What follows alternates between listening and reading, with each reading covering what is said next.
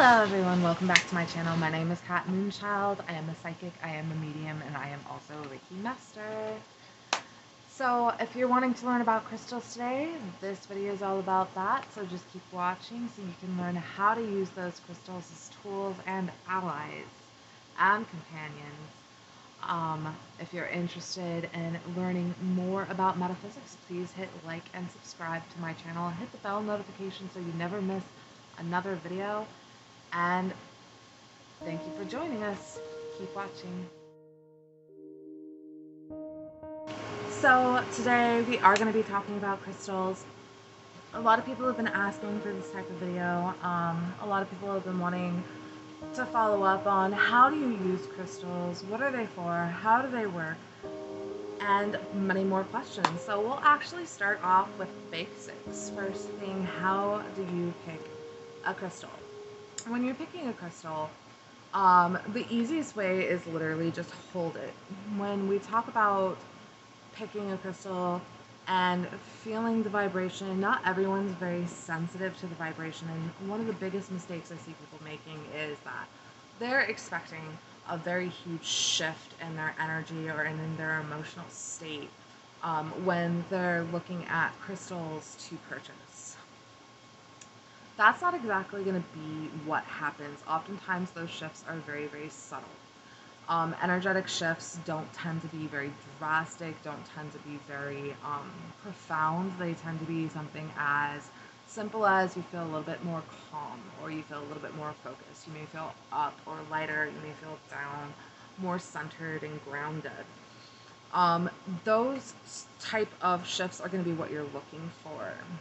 And when we're talking about a crystal you're drawn to, you're looking at something that catches your attention or catches your gaze. I really suggest to people that they don't actually look up what the crystal does until after they've completed their purchase, because that will get in the way of your intuitive sense or your intuitive feeling. And I feel that picking a crystal based on your intuitive sense will tell you a lot more about what it is you're actually needing than what you might think you're wanting or needing.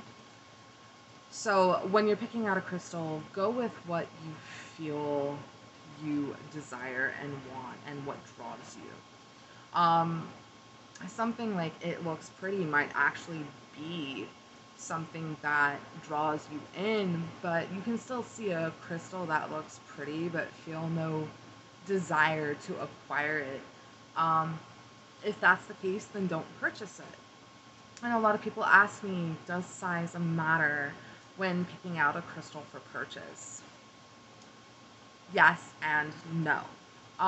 What causes the crystal to work itself is actually the energetic magnetic field that it's letting off, which is actually the crystal's aura or energy. The electric magnetic field that it's letting off affects ours.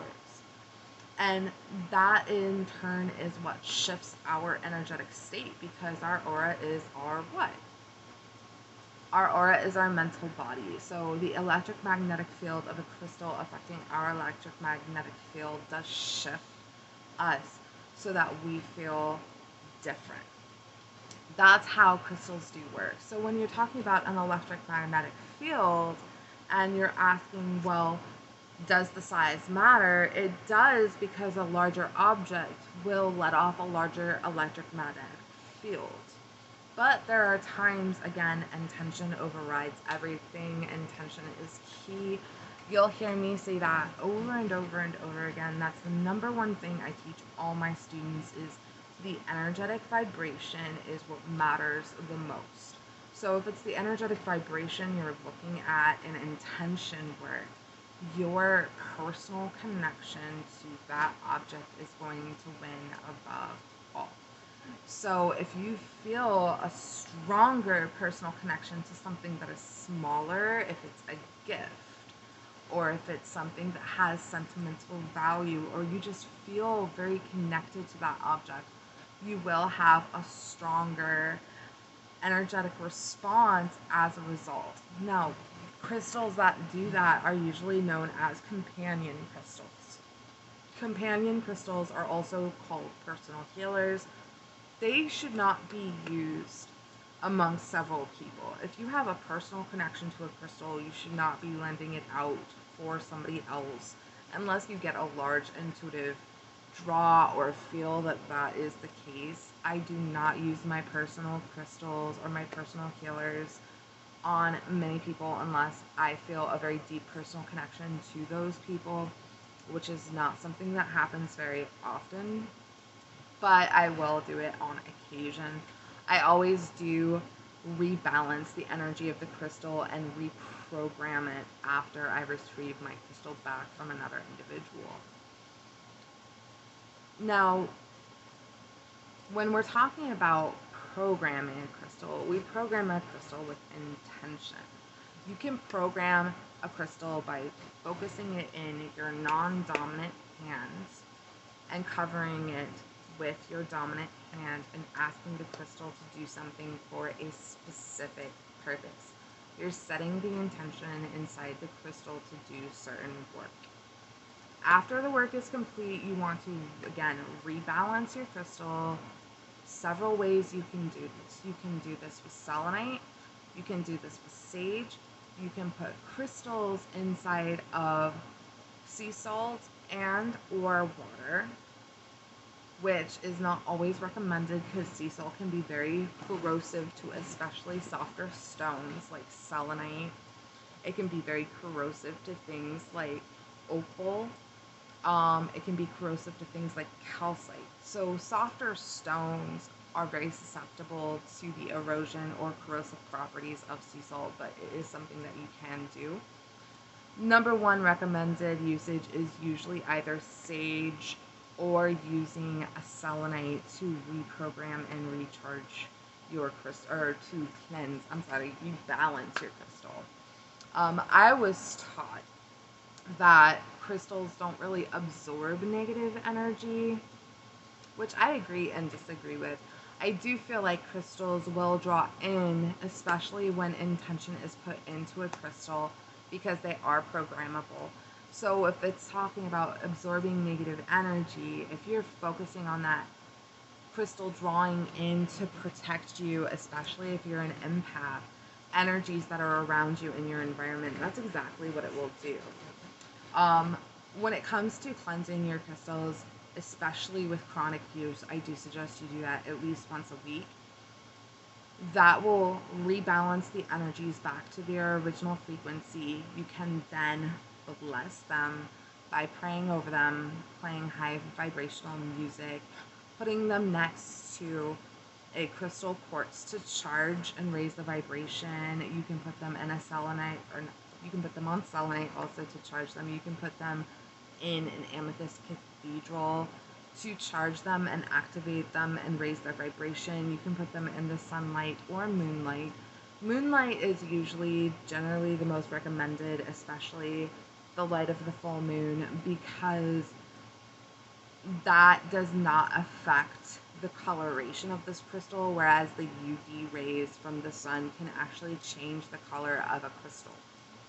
So sunlight is good for charging, yes, but moonlight is technically safer for your crystal. So when you're doing that, again, full moon is best, but not required. So that's programming, very quick crash course, programming, cleansing, clearing your crystals, how crystals absorb, how to pick your crystals. Now, a couple little things I actually put together besides just those basics was a couple little things to just, of course, give you a crash course introduction into how to use crystals. Now, crystals, a very quick hack for crystals, let me begin. When you're using crystals, you can lay them on your body. You can carry them in a mojo bag and set intention in the mojo bag. Mojo bags are things that are used for a specific purpose, like protection or sweet dreams or prosperity. It's a bag with herbs and crystals that are sealed together that are not open until the manifestation is complete.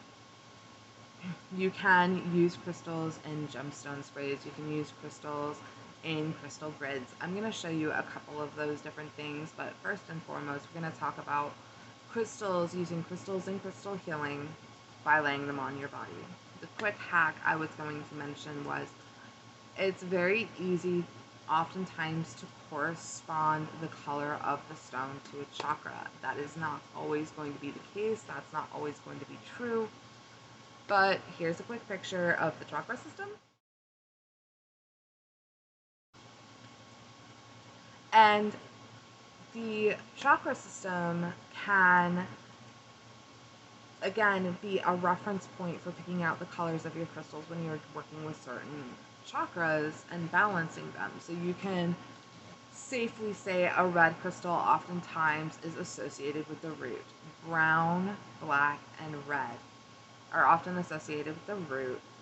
Orange, of course, would be the sacral. Yellow will be the solar. Pink and green are associated with the heart chakra. All shades of blue are associated with the throat. Third eye is indigo stones and purple stones. And crown is clear or white. Most oftentimes clear. So, for example, you pick a crystal quartz, that would be considered a crown chakra stone. But crystal quartz can be used on any different chakra if programmed to a specific intention to be used for a specific purpose. Crystal quartz is the most versatile quartz. There is no such thing as a stone that is an overall healer, but the closest thing would be crystal quartz based on their growth patterns. To give a quick example, I have these two crystal quartz here.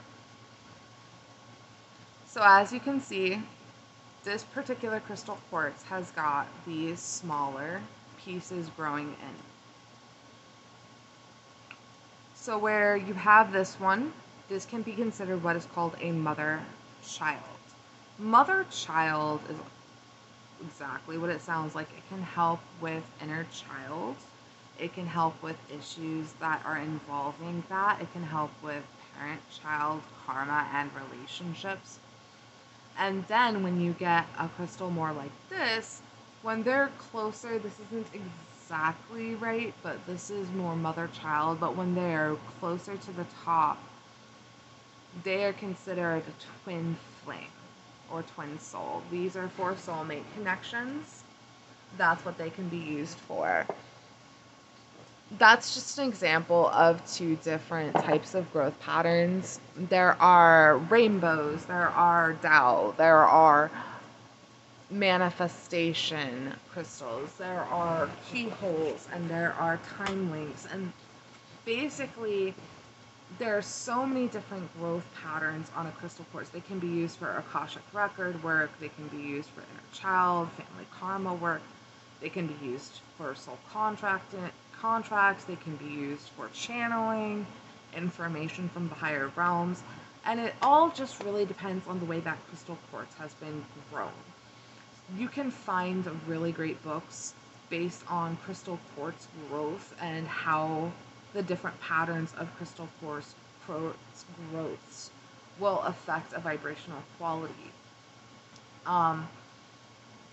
You can actually use certain crystal quartz growth patterns for a intense healing grid or an intense healing on somebody, on their body, just using crystal quartz in the different growth patterns and their intentions to have those certain results.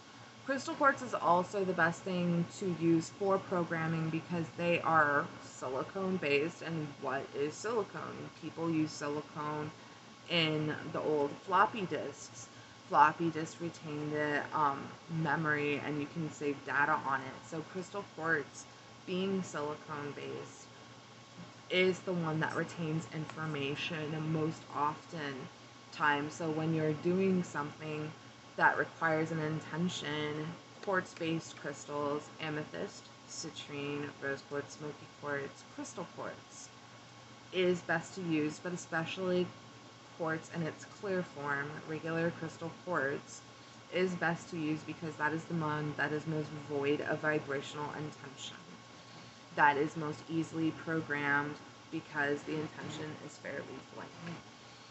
So when you're looking at something where you're doing intention work, it is again best to use crystal quartz in its clear form for intention work.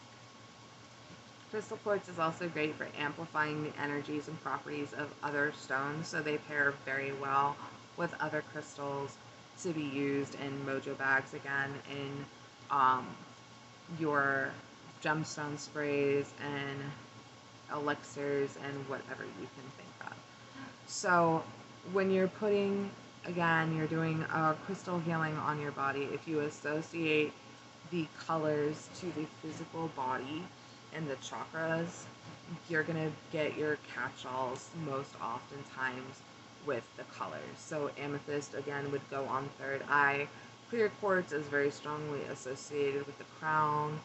I have a labradorite here, which is actually considered more third eye. This is a great example of something that is not considered true to quartz, where the color matches the chakra. And this is known as an amphibole or an angel quartz. This is actually a crown chakra stone, but it is brown.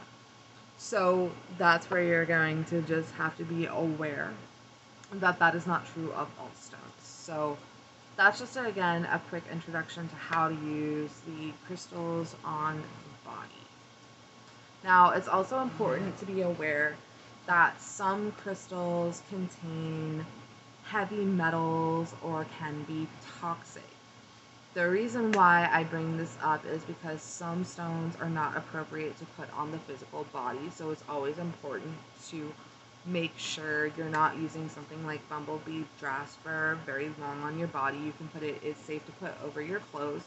Oftentimes the heavy metals or toxins that are present in the stones are not so much so that it's going to be a very severe problem for you to have it on your body for long periods of time, but it's still not recommended for something like daily wear or daily use.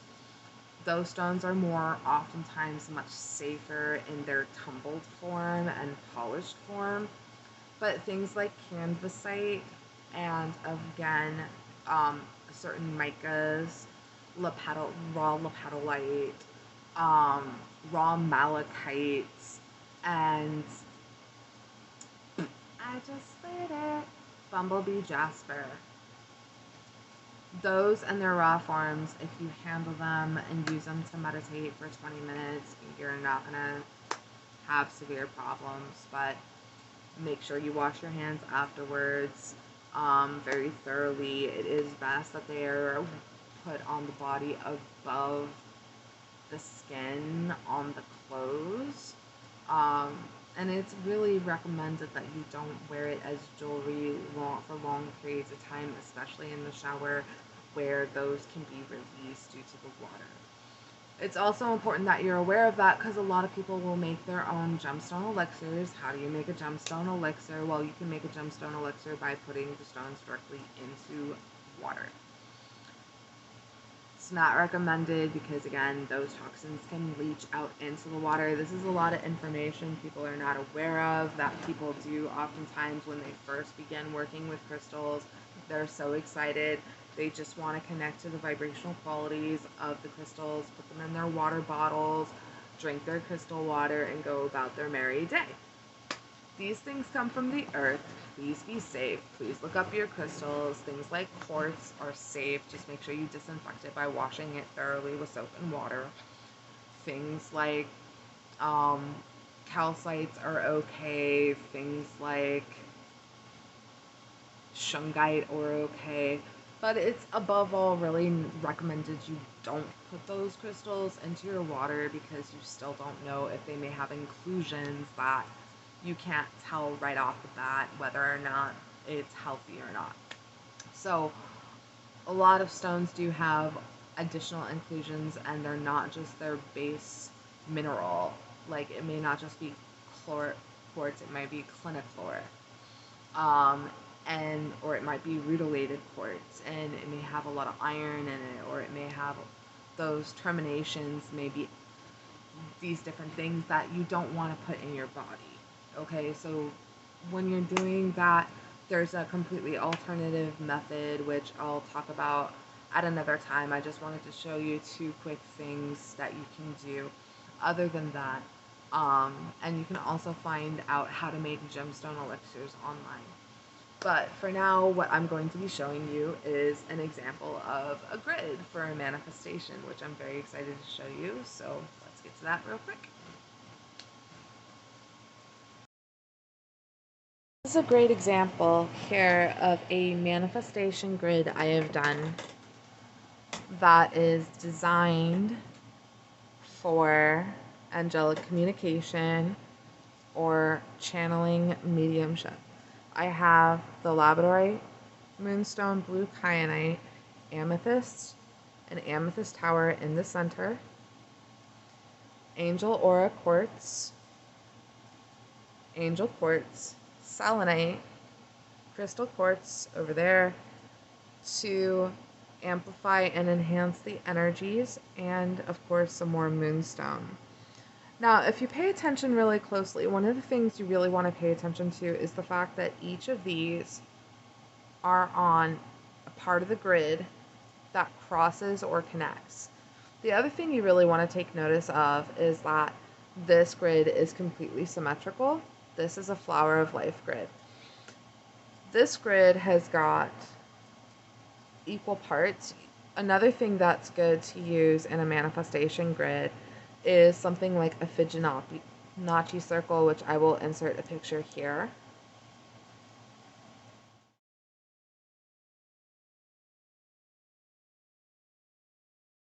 Metatron's cube is great.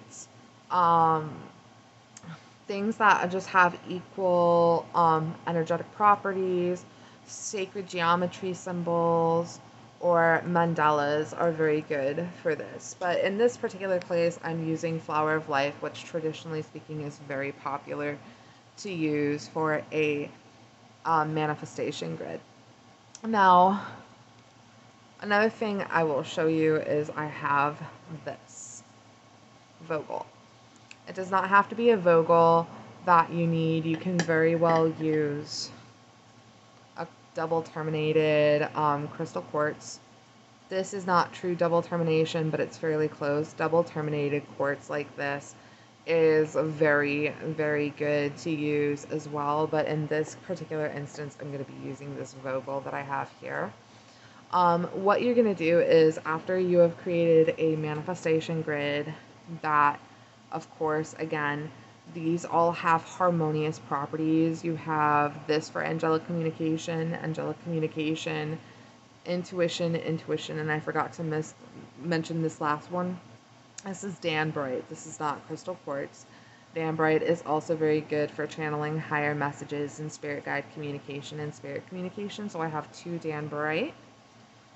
And I also have, again, the amethyst. So where I have angel quartz, labradorite for psychic ability, blue kyanite, moonstone for that intuitive property, clairvoyance, higher vibrations, clearing out energy, can be used for communication as well with spirits. You'll see that there's a clairvoyant connection psychically with this grid, angelic communication, and intuition. So this whole grid is very, very supportive to angelic communication, channeling higher messages, clairvoyance, psychic work. This is a great grid. Now, another thing I want you to know is in the center of the grid, I have kept the stones really focused on just the 5. The angel quartz 1, moonstone 2, amethyst 3, danbrite 4. So there's actually 4 here. And all my supporting stones are on the outside of the grid because our primary energies are going to be focused here. The reason I have the tower is because when you're working with the energy focuses on this upward motion going into spirit. So all the energies will draw to the center of the grid and go up into spirit. That's where your little crystal quartz comes in. This links each stone to each other back to the tower. That activates the grid. Now, again, you need to know your intention. So when you're activating your grid, you want to make sure you have your intention going. So as you're doing this, you're visualizing and focusing on your intention and stating your intention as you're activating each crystal back to the center tower. And it's, again, I'm going counterclockwise. It's actually probably better to go clockwise, to be honest. I'm just using this as an example. But it really is better to probably start at here. You can call that north or 12 o'clock, and then go 1 o'clock, 2 o'clock, 3 o'clock, and all the way down. Go all the way clockwise, because clockwise is really an invocation type movement. After you've gone all the way back to 12, you've activated your grid in the center point. And this is really helpful not only when you're finished activating it to get another crystal. And again, crystal quartz is best, so you can use something like this, but it's better, really better to use something like a tumbled stone, something smaller that you can carry in your pocket. You can link this back to here.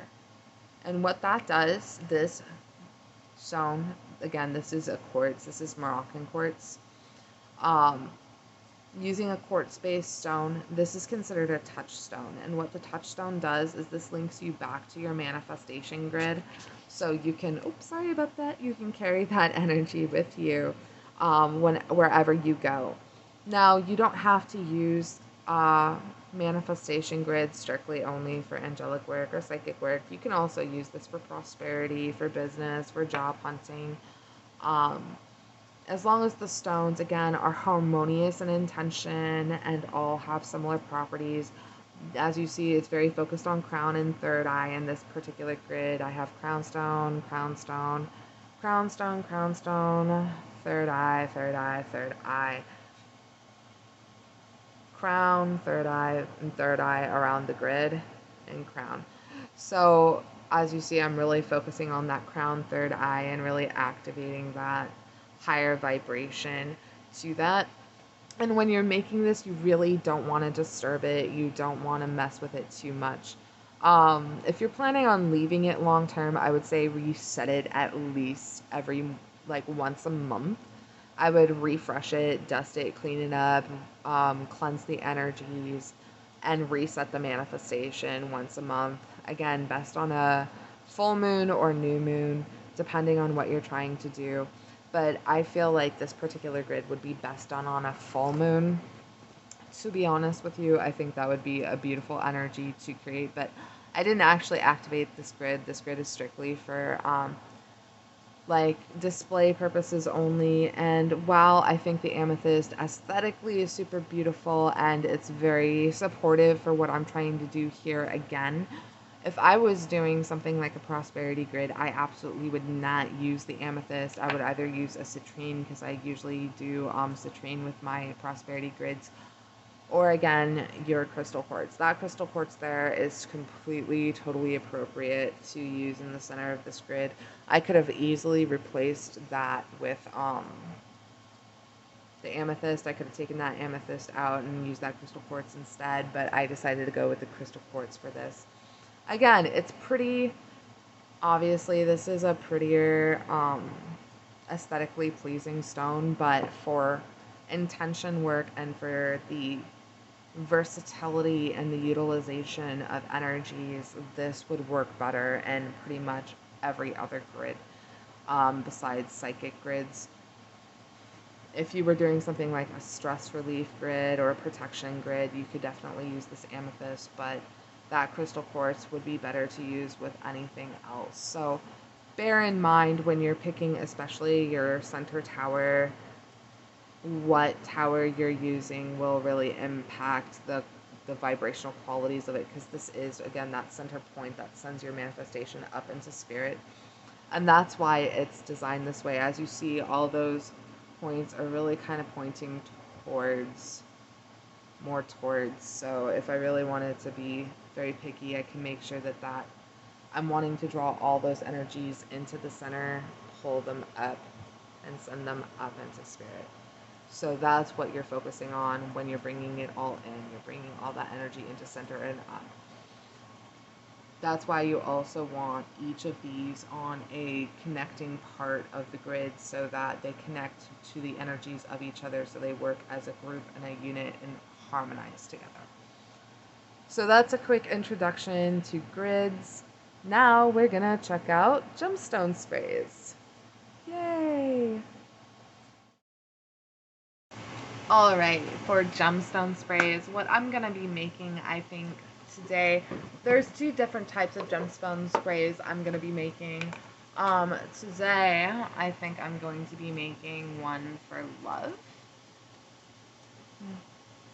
Yep, rose oil. So I'm gonna be making one for love. Now, because I'm gonna be making one for love, I actually have several supporting elements for love. So I'm actually going to be bringing that over here. And what I'm going to be doing is actually be making a spray that is more kind of focused on divine love. I can be doing several different things in this gemstone spray I'm going to be using, but the primary products I'm going to be wanting to be using for my base spray is 99% isopropyl alcohol,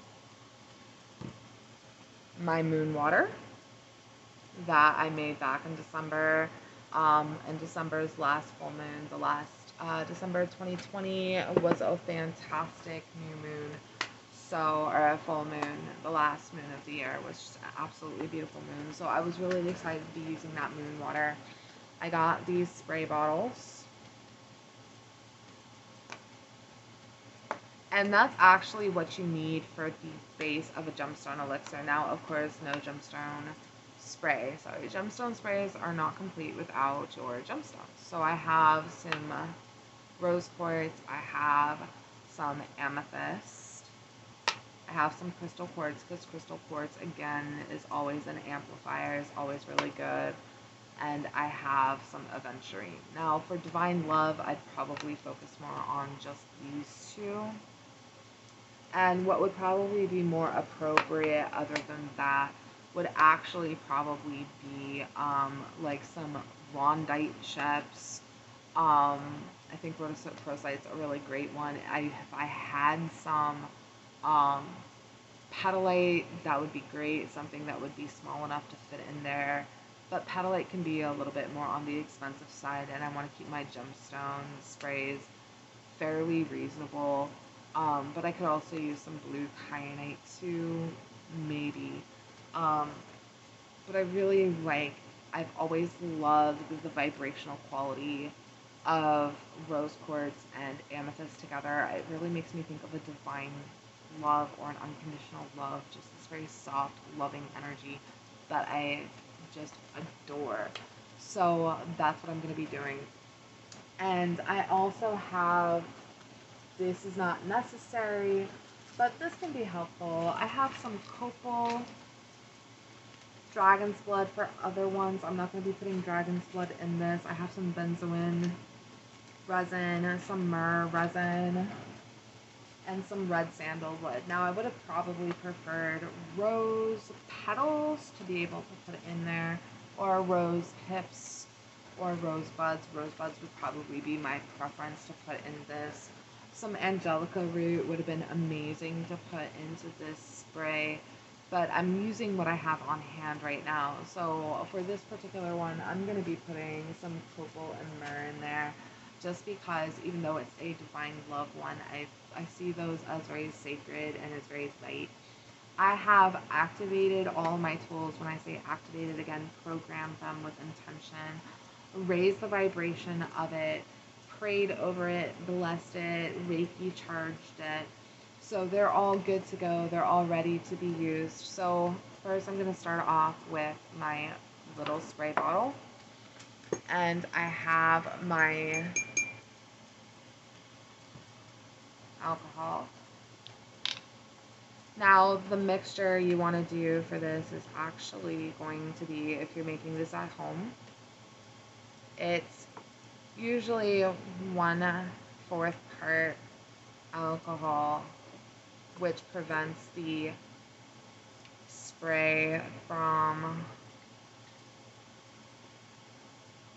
clogging the sprayer.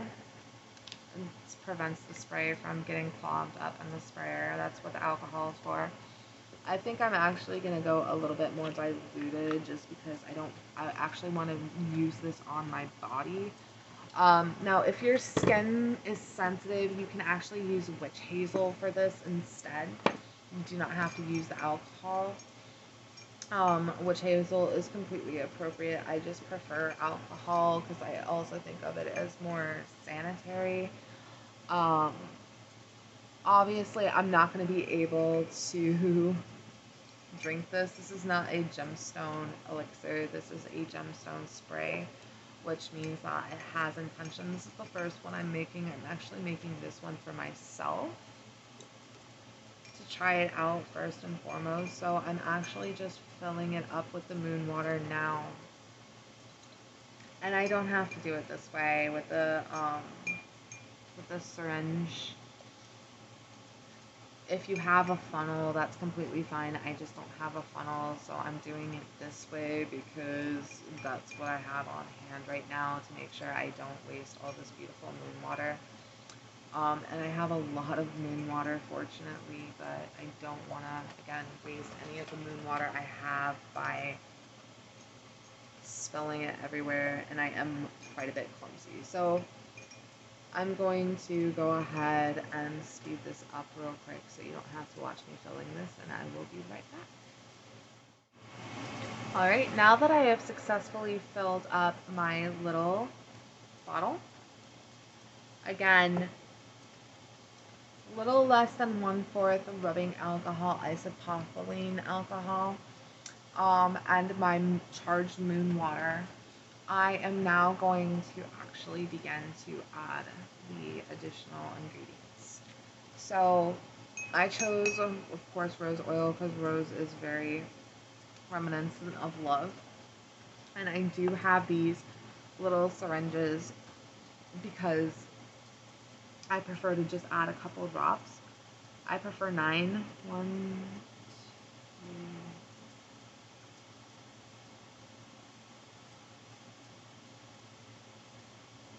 9. Exactly 9. I pulled exactly 9. So that's great. Now, a lot of people ask me how many drops should you usually do. I like to do things in intervals of 3 because that's a very divine vibration. So whenever I'm making something, I tend to use 3, 6, or 9. It's usually either 3 or 9.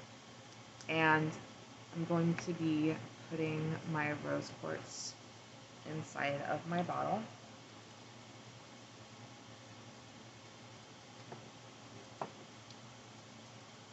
So you can see what I'm doing. Just taking some gemstones, putting that inside of my bottle. I'm not putting 3, 6, or 9 in there, but that would raise the vibration, but they're so small that I don't want to prevent the vibration by being picky about my number, because some of them are just so itty bitty that I want to be a little bit liberal with how many gemstones I put in there. So I'm doing the amethyst, I'm doing the rose quartz, and literally they're so small. They're so itty bitty. They're so cute though. You can use chips.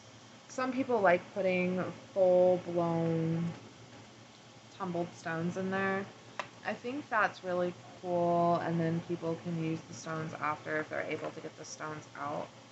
I chose the chips because these bottles are a little bit small, so I am focusing more in on the ability to get them in there, so that's why I chose the chips. I am now putting the quartz in there, which again will raise the vibrational properties. These aren't going to hurt me because they are quartz based, so even if I do spray this on my skin, it's not going to hurt me. These are non-toxic. I can also use it to spray a room. Alright, so I've got those done. And these bottles are so cute. They're so cute. They're so precious. I know I said I also had aventurine, but I'm going to choose not to put the aventurine in there. I'm going to put the myrrh in there. That actually adds some cleansing in there. Myrrh is a resin. It comes from a tree. Anything that is a resin is a tree. You can burn resins. They require charcoal discs to burn. But in this particular instance, I'm just using, again, what I have on hand, which is the myrrh and the copal, because I am literally looking at this as like cleansing, divine love, bringing in white light. Now that I've added all of that, I'm actually done. That's really all it takes.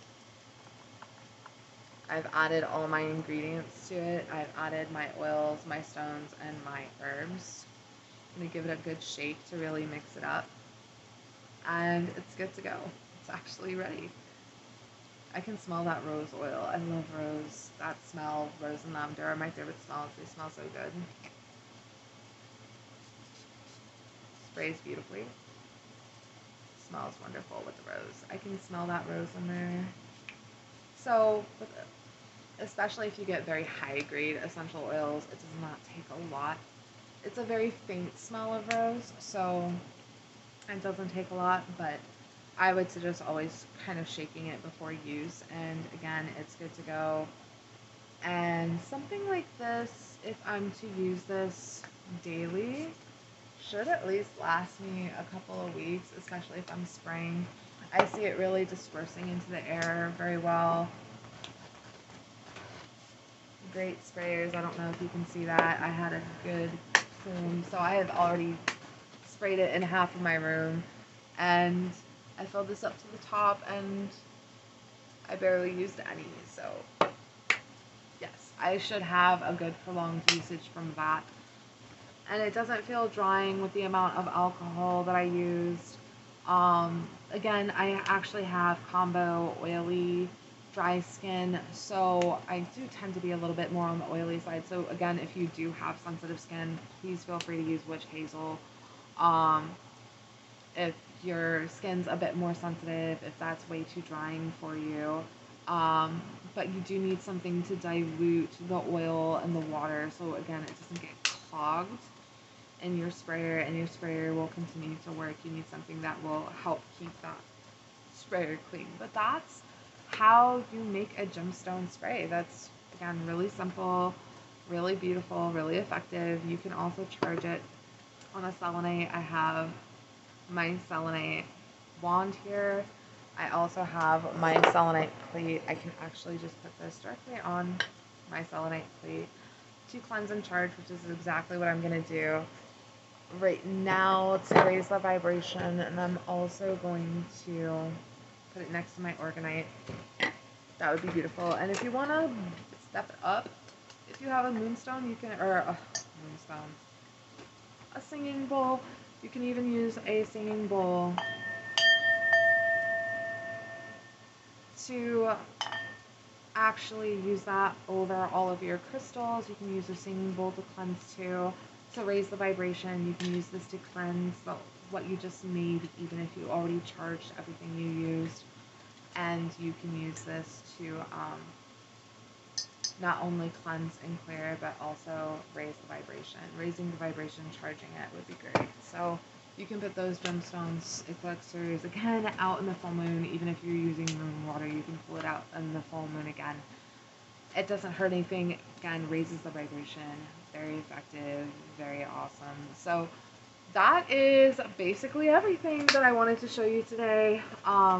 There's so many more things you can do with crystals. Again, the beautiful thing about crystals as a healing modality or a holistic energetic therapy is that they're so versatile, so many uses for them, and so many of them that do so many different things. So you can find a combination for almost anything. But because there's so many different ways you can make combinations, and there's so many things that do so many. I really suggest, if you're looking for resources, I will list some books down below, suggested reading materials, not sponsored. I just find that they're really, really good resources. And there's always the Googs, the Google, the search engine. Again, not sponsored. But you can always use your favorite search engine to find websites that describe what these stones do. Just pick the stone like quartz. You can Google quartz metaphysical properties or quartz spiritual properties, and it will, or healing properties even, and it will take you to different websites that tell you what these stones do. So that's actually a free resource. Please don't forget about the different resources you have, because a lot of people are like, well, how do I find where a description of where I can find out what these stones do? Literally just read, read, read.